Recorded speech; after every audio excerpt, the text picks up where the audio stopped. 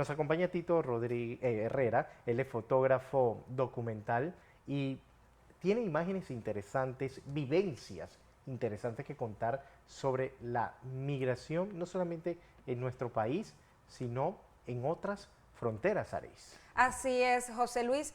Tito Herrera es el único fotógrafo de nuestro país que ha logrado estar en todas las fronteras de América Latina documentando esta realidad tan dolorosa para la humanidad, especialmente para nuestro continente, y no para cualquier documental, sino para los medios más importantes a nivel internacional. Buenos días, Buenos Tito. días, ¿cómo están? Mucho gusto. Bienvenido a Next Noticias. Gracias por darnos Gracias esta a ti por la oportunidad.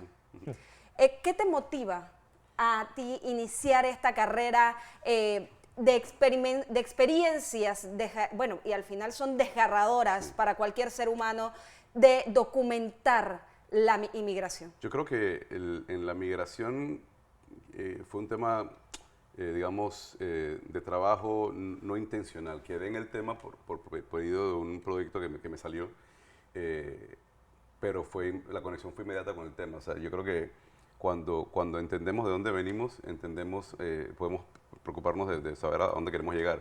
Y creo que todos somos productos de un migrante en un momento en esta vida, a menos que tenemos una etnia mezclada. Partiendo de esa premisa, pues, y viendo ya el dolor humano que uno ve en estas cosas, es imposible.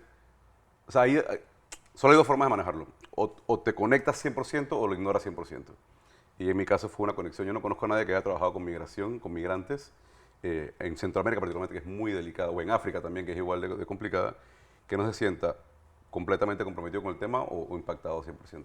¿Cuál ha sido la experiencia que más te ha tocado en estos 20 años de carrera que llevas? Es que el problema es que cada viaje es una experiencia diferente y muchísimas experiencias. O sea, hay experiencias de riesgo profesional. Por ejemplo, una vez en la frontera Guatemala-México, trabajando para National Geographic, nos querían quemar dentro del carro un grupo de locales porque pensaban que éramos funcionarios de migración y de aduanas haciendo una redada incógnita y afectando su negocio de mover migrantes. Pero también hay historias humanas, como por ejemplo, hace 4 días estaba en Darién, hace 3 días estaba en Darién, y venía llegando un bote, tipo alto, fornido, con su bebé de menos de 1 año, en brazos, bajándose el bote, y hay que pasar subir una lomita y una zanja muy profunda. Yo lo veo, le digo, le digo, si quieres te ayudo, pásame el niño y yo te lo recibo. Entonces, me cuelgo la cámara, me pasa el niño y él logra pasar la cerca. Cuando pasa la cerca me dice, ¿dónde estamos? Me dice, ya llegaste, tranquilo, ya estás en tierra firme, ya saliste de la selva, ya lo que falta nada más es carretera, ya llegaste. Y le pasó al niño y abraza a su niño y se quiebra. O sea, un tipo que tú lo ves y es un hombre fuerte. Sí. Entonces, esas cosas te marcan. Usted que ha estado en estas coberturas, ha estado dentro, por ejemplo, en nuestro país, en la selva, donde hace poco estábamos hablando que no vemos esos migrantes en el centro de la ciudad, Claro. aunque lo vemos algunas veces en algunos semáforos, pero son muy pocos lo que vemos. ¿Ha logrado conversar con algunos de ellos Muchísimos, sí. que le cuentan cómo ha sido esa travesía? Porque no caminan 2 horas, Titos, caminan por días desde No, su país. o sea, meses. Y meses. Uno conoce gente de Eritrea, de Sudán, de China. Ahorita mismo los chinos representan el 4.º grupo más grande de migrantes por Panamá, por ejemplo. Es impresionante, o sea, el recorrido es extenso, es complicado, pero siempre, y yo los he encontrado en El Paso, Texas, en la frontera de Estados Unidos-México, lo he encontrado en Costa Rica, lo he encontrado en Metetí, y en Guatemala igual, y siempre la conclusión es, la parte más dura del camino siempre ha sido la selva del Darién. La selva del Darién es inhóspita, es complicada, los peligros son exageradamente altos en todo sentido, porque tienes animales que te pueden atacar, que en efecto atacan a gente, tienes la naturaleza que te puede sorprender, las cabezas de agua son Sí, la clase, constante son también. son la causa número 1 de muerte de migrantes en el Darién. Hace 4 días creo que se llevaron 25 personas a una sola cabeza de agua. Sí. Y luego también está, cuando logras sortear todo lo elemento natural, está también el elemento humano. Las pandillas organizadas ya sea colombianos o panameños que se organizan y roban a migrantes y violan y afectan también. Entonces es un tema extremadamente complicado y traumático para la mayoría de la gente que lo hace. Tito, ¿qué buscan los medios internacionales cuando te piden documentar lo que está aconteciendo en las distintas fronteras? Yo creo que buscan eso, mostrar la realidad de los migrantes. La migración humana es un tema que creo que intencionalmente se desconecta del cerebro de mucha gente, porque es imposible ver esos temas y no conectar. Entonces, creo que muchos gobiernos, no solamente en Panamá, sino en la región, intentan mucho mitigar un poco el tema de la migración para no preocupar a su gente, porque enterarte que pasan 500.000 de personas al año por tu patio de atrás te podía preocupar. Entonces, los medios buscan mostrar eso, buscan mostrar este drama humano, esta migración como la que hemos visto de África a Europa, pero que pasa en América y la gente no se entera nunca. Y son historias dramáticas, son historias reales, son historias humanas, son historias impactantes. ¿Nos podrías describir las diferencias que has podido percibir en cada una de las fronteras que has estado versus nuestras fronteras? Sí, yo creo que, por ejemplo, uno de los principales cambios es la frontera Panamá-Colombia. El manejo de la frontera, digamos, el lado de Necoclí, Capurganá, el Golfo Urabá en Colombia, donde salen los migrantes que salen en bote de Necoclí hacia Capurganá y cruzan a Panamá, te das cuenta que ese es un golfo que está controlado básicamente por las comunidades. Se dice que son grupos organizados criminales, pero no hay, obviamente no hay prueba de eso, pero no hay una presencia tangible, real y organizada de gobierno. Probablemente intencional, no se sabe todavía, pero pareciera que fuera el caso. Mientras que cuando llegas a Panamá, entonces hay un giro de 180 grados y la zona está casi militarizada, controlada por Senafrón casi 100%, de hecho 100%. O sea, el migrante, ese choque es muy fuerte para todo el mundo, para periodistas que vienen de afuera y para migrantes que vienen de una ruta, digamos, al garete, y llegan a Panamá y se reciben con biometría en la medio de la selva, por ejemplo, y un aeropuerto. Y siempre me refiero a Canamembrillo y a Ojo Chiquito, que son las principales comunidades receptoras como aeropuertos en la selva. Son lugares donde tienen computadoras de migración, tienen conexión con Interpol en medio de la selva. Y es una máquina bien organizada que recibe más de 1.000 migrantes al día. Entonces eso es muy importante, por ejemplo. Igual el cambio de la frontera Guatemala con México. La frontera Guatemala-México, tú cruzas de Guatemala a México sin ningún problema en lo que quieras, caminando, en balsa, en río. Hay 4 fronteras principales de Guatemala a México. Pero una vez entras a México, nuevamente sientes de la indiferencia o el poco interés del gobierno guatemalteco a la presencia una vez mexicana, pero con la diferencia de que lastimosamente la policía mexicana tiene muy mala reputación en cuanto a su tema de trato con migrantes. Como por ejemplo ahora se quemaron unas cárceles con más de 40 migrantes dentro y esa clase de cosas. Entonces, cada país tiene su trato. Digamos que en el mejor de los escenarios, Panamá es uno de los más organizados. De hecho, creo que es el único país que hace algo en la región, según lo que tenemos estudiado en mis trabajos con Naciones Unidas en el tema y eso.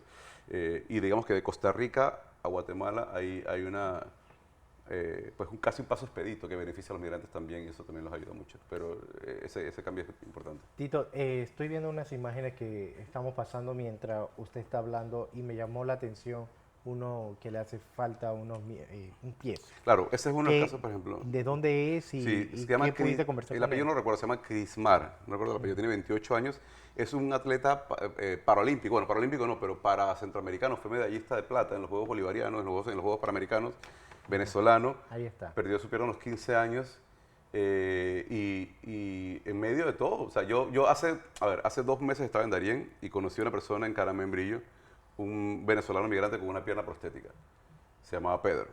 Y lo entrevistamos, no sé qué, todo bien. Ahora un mes después regreso y me encuentro con Clismar. Y Clismar me cuenta que, hablando con él, que él y su amigo Pedro lo había motivado. O sea, cerré el círculo. Pedro pasó primero con una pierna prostética y lo recomendó y Clismar pasó entonces con muletas, sin prótesis. 28 años con su mujer y su bebé de menos de 3 años. Le robaron en el camino, le robaron el dinero que tenía, robaron los teléfonos. Pero 28 años y pasó a la selva en 3 días, con una pierna menos. Tito, hablabas de esa organización que tiene Panamá, esa atención que le da a los inmigrantes que llegan a nuestras fronteras. Estuviste el fin de semana en Darién. ¿Percibiste hacinamiento? ¿Qué cantidad de personas lograste percibir que están ingresando en este momento por la frontera? El promedio son 1.500 al día. O sea, digamos, hace un mes fue el día más grande que llegaron a Bajo Chiquito, fueron 1.500 en un día.